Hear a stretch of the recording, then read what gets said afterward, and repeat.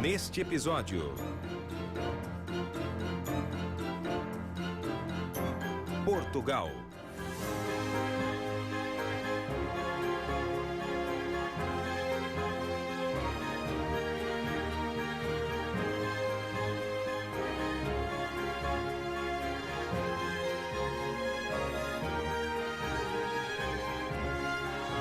Rio Tejo, até Elvas.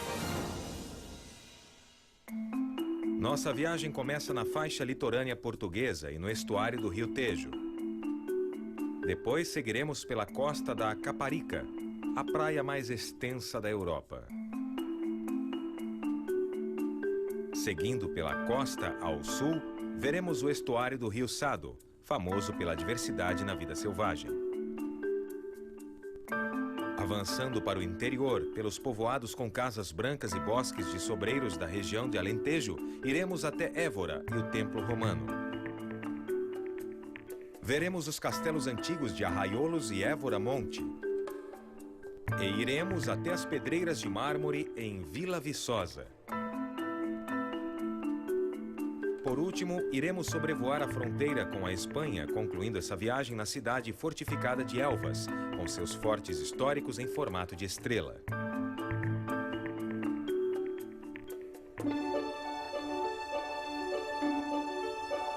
Dos celtas e romanos aos mouros e espanhóis, cada um desses povos deixou uma marca nessa terra secular. Mas Portugal resistiu ao tempo. Essa é a foz do Rio Tejo, onde ele encontra o Oceano Atlântico.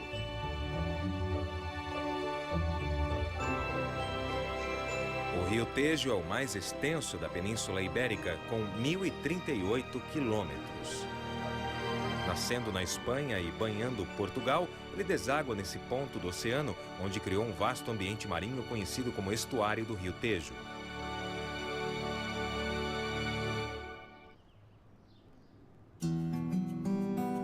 Na margem sul, fica a pequena comunidade pesqueira de Cova do Vapor.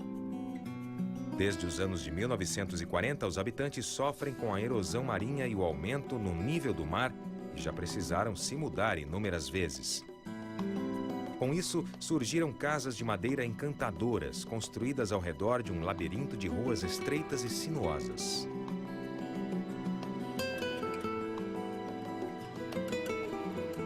Com 30 quilômetros, Costa da Caparica é a praia contínua mais extensa da Europa.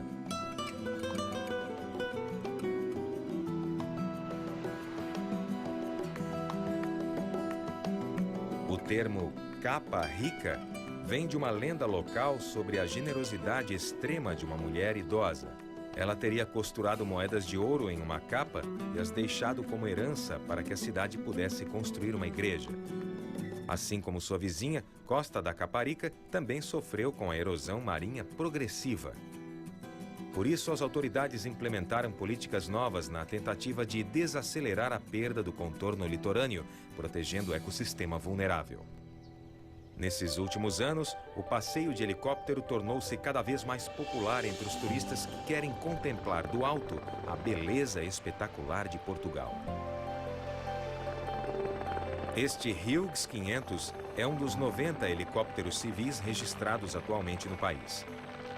O desenvolvimento desses helicópteros leves e versáteis começou em meados da década de 1950 e exerceu um papel importante para os Estados Unidos durante as guerras do Vietnã e do Golfo. O Hughes 500 é popular entre os civis hoje em dia, mas também se mostrou útil no trabalho agrícola e da polícia.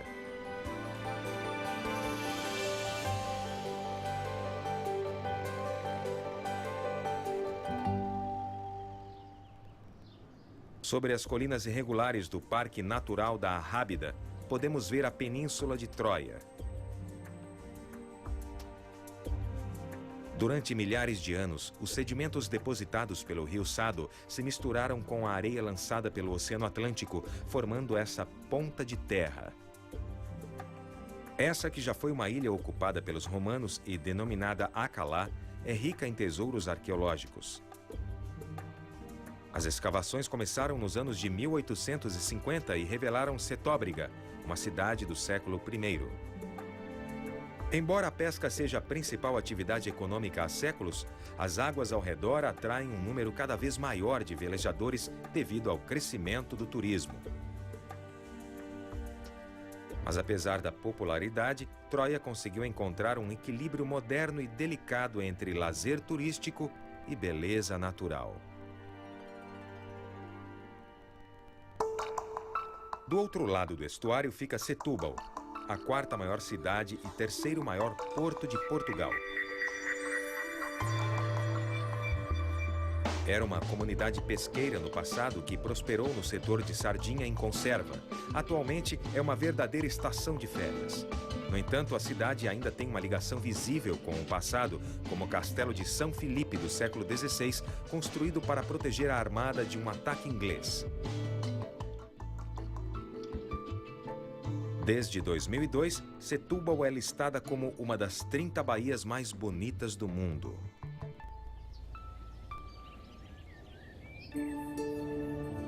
Nossa próxima parada no estuário do Rio Sado é em uma reserva natural oficial e área de preservação das aves. A reserva ocupa mais de 23 mil hectares. Mais de 3 mil espécies de animais já foram catalogados, dentre eles, um grupo de golfinhos nariz de garrafa, que habita a lagoa costeira. Os arrozais e viveiros de peixes predominam na cidade de Santa Catarina, que há muito tempo é um centro agrícola importante na região de Setúbal.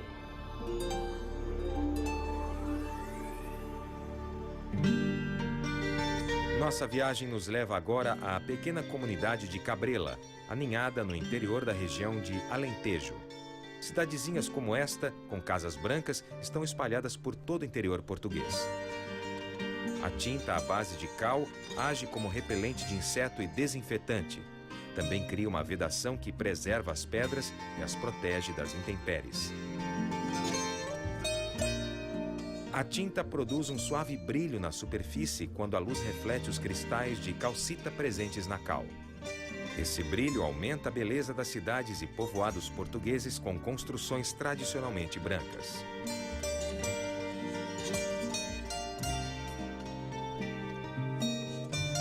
Existem imensos campos de trigo e planícies onduladas por toda a região de Alentejo. Também há muitos bosques de oliveiras e sobreiros. O sobreiro é uma árvore sempre verde encontrada em partes da África e no sul da Europa. As árvores são tão abundantes aqui que metade da cortiça do mundo é produzida em Portugal. A extração pode ser feita de 9 em 9 anos e imediatamente depois a árvore volta a produzir uma nova camada de cortiça. Essas árvores são protegidas em Portugal e só podem ser derrubadas com a autorização do Departamento Florestal. A cortiça é capaz de suportar condições mais extremas do que outros tipos de madeira.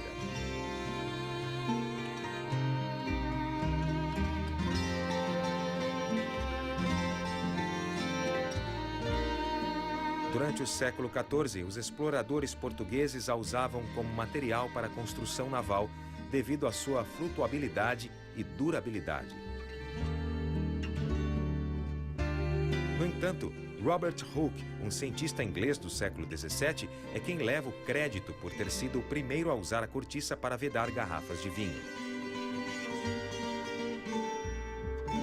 Belos resorts como este são encontrados entre os bosques por todo o interior português.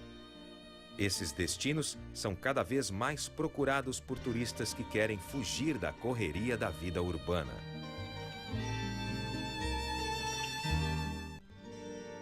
Nosso próximo destino é o povoado pitoresco de Arraiolos, nas colinas do Alentejo.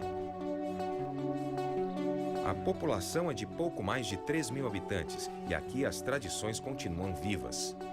A tapeçaria moura, feita à mão, é confeccionada praticamente do mesmo modo há 500 anos.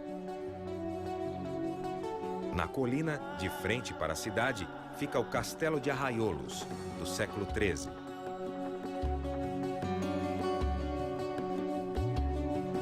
Quando o rei Fernando subiu ao trono no século XIV, os ocupantes do forte tinham começado a migrar para terras mais baixas, longe do frio e dos ventos da colina.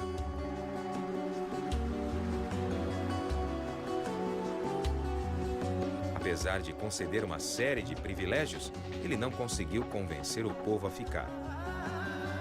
O castelo passou então para Nuno Álvares Pereira, que mais tarde ganhou o título de Conde de Arraiolos. O castelo serviu de base militar para expedições até ser abandonado 400 anos atrás. A única edificação que ainda existe é a igreja, construída no século XVI. A fortaleza foi classificada como monumento nacional na década de 1960 e passou por uma reforma recentemente.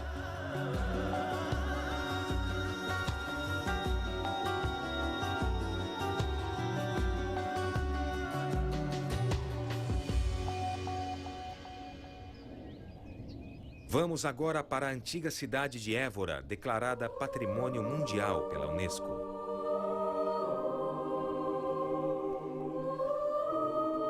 Um dos pontos históricos notáveis é a Catedral. A data da construção permanece incerta. Muitos acreditam que ela foi construída em 1204 em um local onde havia antes uma mesquita.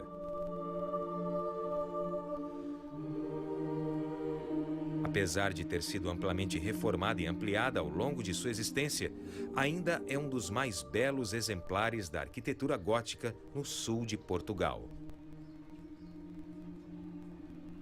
A Catedral de Évora também é uma das maiores igrejas episcopais construídas durante o período medieval português.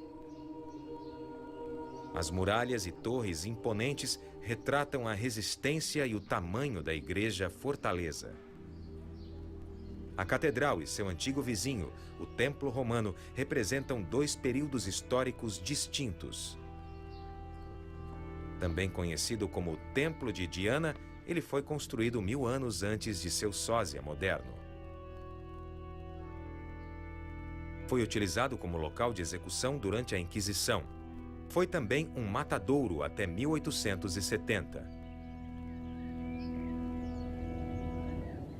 Nos arredores da cidade fica o convento de Santa Maria Scala Coeli, do século XVI. Scala Coeli significa escada para o céu. Pertencentes à ordem cartucha, os frades que moram no convento têm pouco ou nenhum contato com o mundo exterior.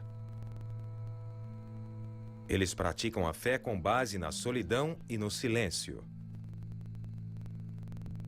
Foram expulsos em 1834 durante o governo liberal de Portugal e o convento foi vendido para o uso agrícola. Mas voltaram em 1960 com a permissão do neto do proprietário.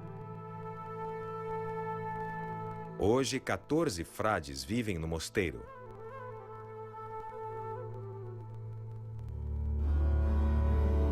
Mais para o nordeste, no alto de uma montanha na Serra Dossa, encontraremos a cidade de Évora Monte. Após derrotar os mouros em 1160, os portugueses fizeram várias tentativas frustradas de povoar a região. Um assentamento permanente finalmente foi implantado depois que o rei Dom Dinis ordenou a fortificação da cidade em 1306. Mas, em 1834, a cidade entrou definitivamente para a história portuguesa como local onde foi assinado o tratado que poria um fim à guerra civil no país. O tratado é conhecido como Concessão de Évora Monte. Esse castelo, descrito como limite ao norte do nascer da lua, permaneceu como símbolo de força na parte central da região de Alentejo durante quase 700 anos. Após danos extensos com o terremoto de 1531, ele foi reformado ao estilo renascentista italiano.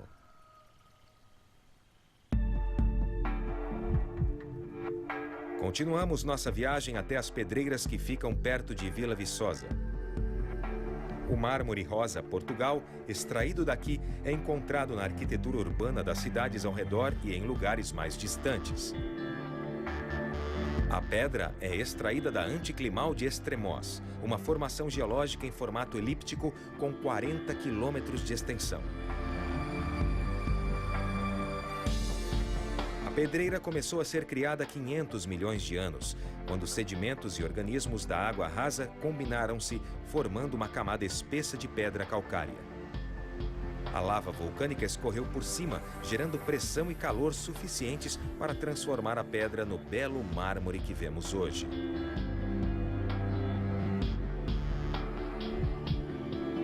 A pedra de Vila Viçosa é extraída desde a antiguidade. E o indício mais antigo de mármore originário dessa região é encontrado na lápide de um capitão cartaginês do ano de 370 a.C. Hoje, o mármore rosa Portugal é exportado para países no mundo todo.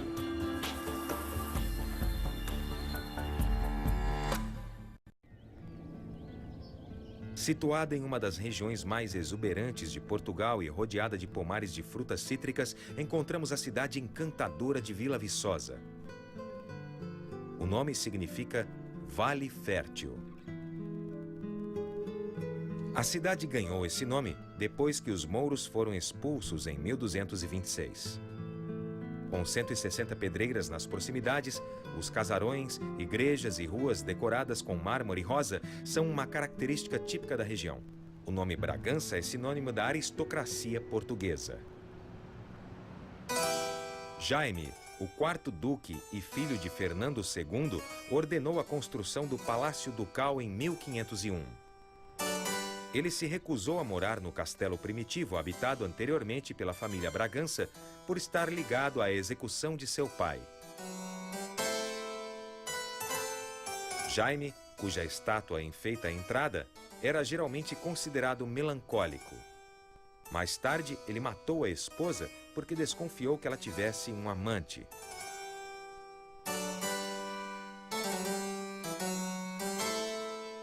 A fachada principal é toda revestida de mármore rosa extremós, e o estilo arquitetônico foi inspirado na Renascença italiana. Nossa próxima parada é na majestosa cidade de Alandroal, situada no interior fértil de Portugal, perto da fronteira com a Espanha. Provavelmente, o nome vem da abundância de oleandros na região. O castelo está localizado no centro da cidade e é um dos mais belos exemplares da arquitetura islâmica na região do Alentejo. Construído durante o reinado do rei Dom Dinis, foi projetado para proteger a fronteira da cidade ao longo do rio Guadiana.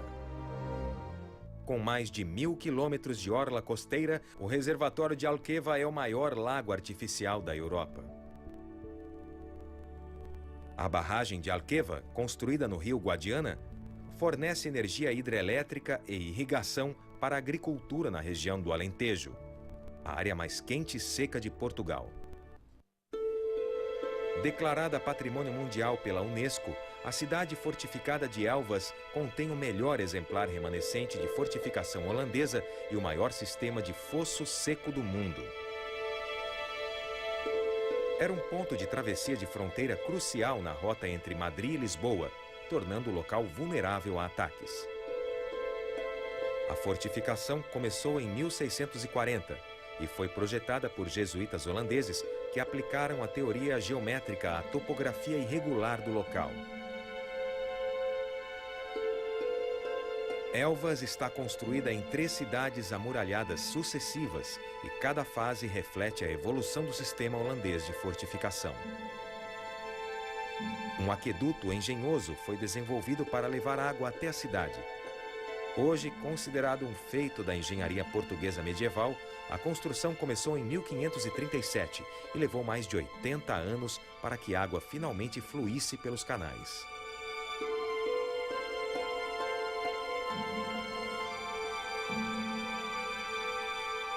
Com 843 arcos, o aqueduto possui 8,5 km de extensão e 31 metros de altura, fazendo deste o maior aqueduto da Península Ibérica.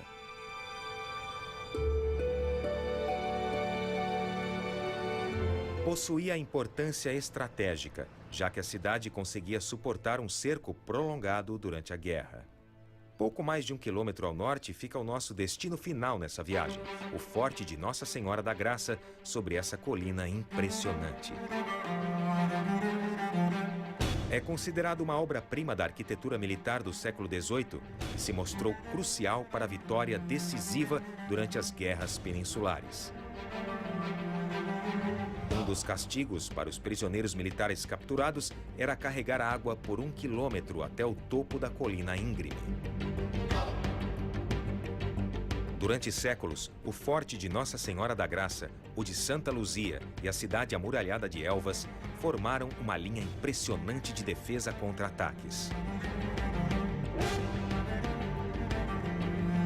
Essa estrutura notável é um símbolo da extraordinária determinação de Portugal em ter autonomia como nação independente. O lugar ideal para encerrarmos essa viagem.